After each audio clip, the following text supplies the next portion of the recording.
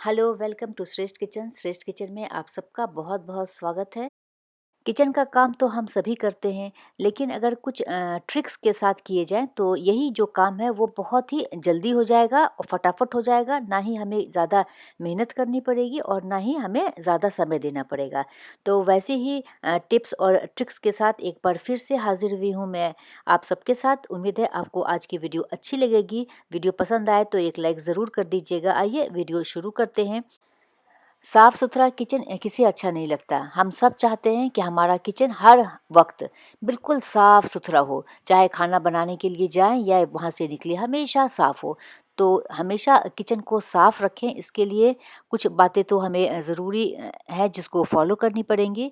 जैसे कि जैसे ही काम ख़त्म हो तो किचन से निकलने की बजाय एक बार आप पूरे किचन को पहले क्लीन कर लीजिए, फिर वहाँ से निकलिए। क्योंकि एक बार जब किचन से आप निकल जाएंगे तो फिर आपको दोबारा से किचन में आने का मन नहीं करेगा, और जब आप किचन में आएँगे और इतना सारा काम देखेंगे तो फिर आपका मन करेगा किचन में घुसने का, बिल्कुल नहीं लगेगा कि बाहर ही बैठी रहूँ।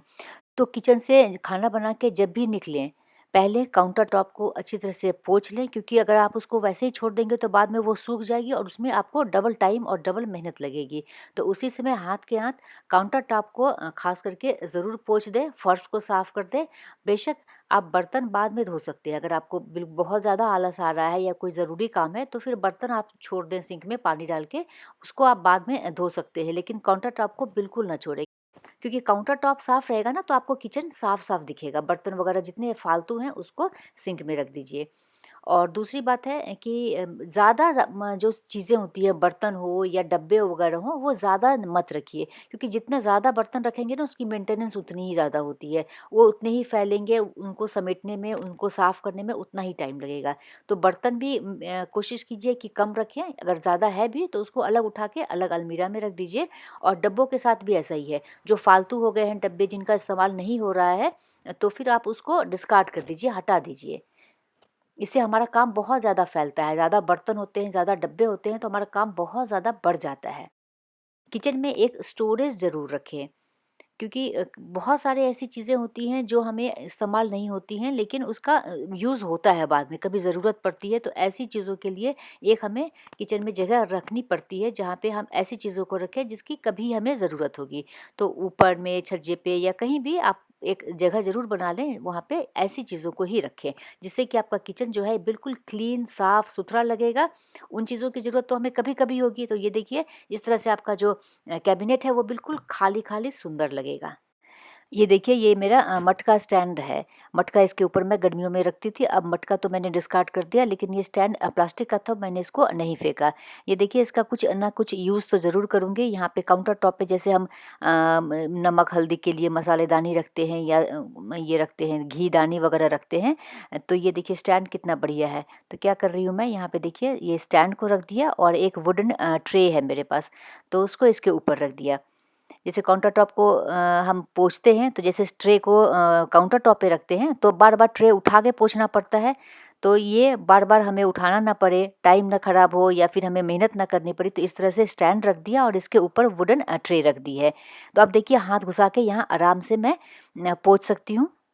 और ये देखिए देखने में भी कितना स्टाइलिश लगता है। थोड़ा-सा चेंज भी हो जाता है, जैसे एक ही तरह से रखते-रखते हम बोर हो जाते हैं, तो इस तरह से आप थोड़ा चेंज भी कर सकते हैं। तो एक मटके के स्टैंड की वजह से देखिए काउंटर टॉप का जो रूप है वो ही बदल गया और साफ-सफाई करने में आसानी हो रही है।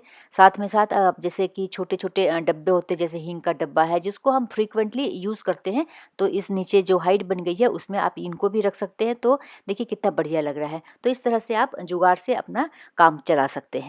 अभी सर्दियों के मौसम में फल खूब सारे मिल रहे हैं और रेट भी सही है, तो खूब सारा जूस बनाइए, खुद पीजिए, पूरे फैमिली में सबको पिलाइए।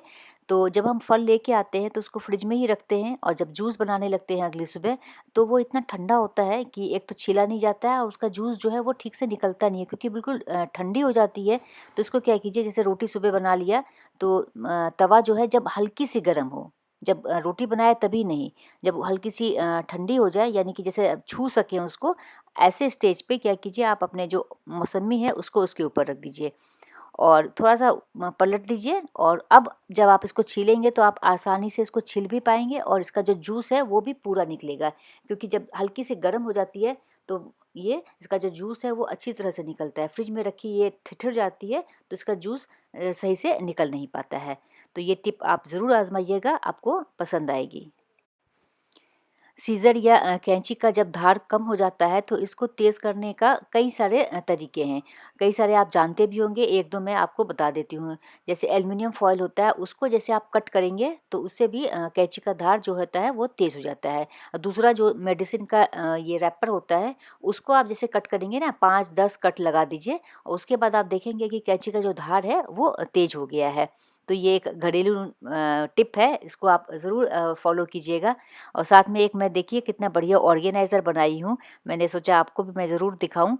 ऐसे कार्डबोर्ड जो हम ऑनलाइन चीज़ें मँगाते हैं, उसका ही छोटा-सा कार्डबोर्ड था। उसका देखिए कितना बढ़िया मैंने रैपिंग पेपर जो होती है वो लगा दिया है और ये देखिए कितना बढ़िया मेकअप ऑर्गेनाइज़र मेरा बन के तैयार हो गया है।